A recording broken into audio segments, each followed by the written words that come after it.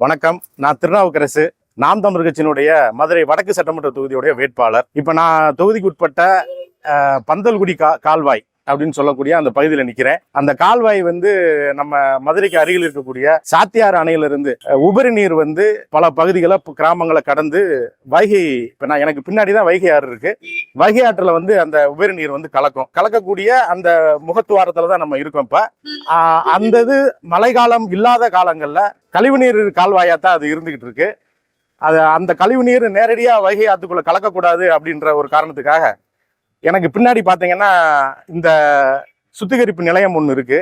இந்த சுத்திகரிப்பு நிலையத்தோட வேலை என்னன்னா, அந்த கால்வாயில் வரக்கூடிய கழிவு நீரை சுத்தம் செஞ்ச நீரை வைகை ஆத்துல கலக்கணும். அந்த நோக்கத்துக்காக தான் இந்த சுத்திகரிப்பு நிலையத்தை இங்கே அமைச்சிருக்காங்க.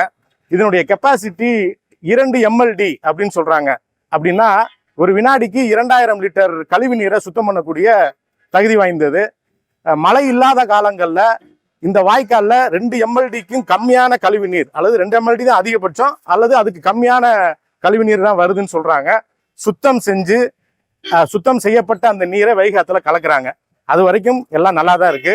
ஆனால் அப்படி சுத்தம் செய்யப்பட்ட பின்பு அதுல வரக்கூடிய கழிவு நீரும் அதே வைகை ஆத்துக்குள்ள இன்னொரு புறமாக விடுறதா வைகை நதி மக்கள் பாதுகாப்பு இயக்கம்னு ராஜன் ஒருத்தர் இருக்காரு.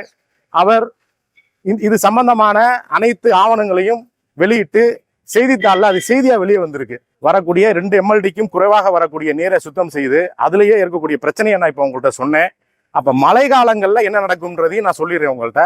மழை காலங்கள்ல 20 MLD நீர் வரைக்கும் இதுல வருதுன்னு அரசே சொல்லுது.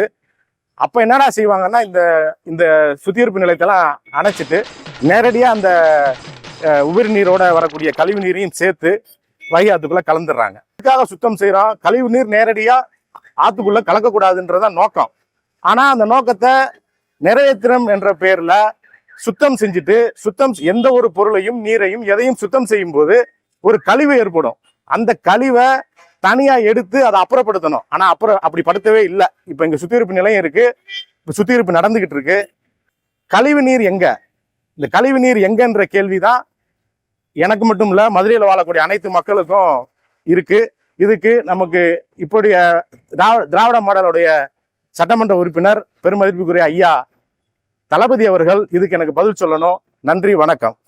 நமது சின்னம் விவசாயி. ஓட்டு பாருங்க ஓட்ட, அப்புறம் பாருங்க நாட்டை.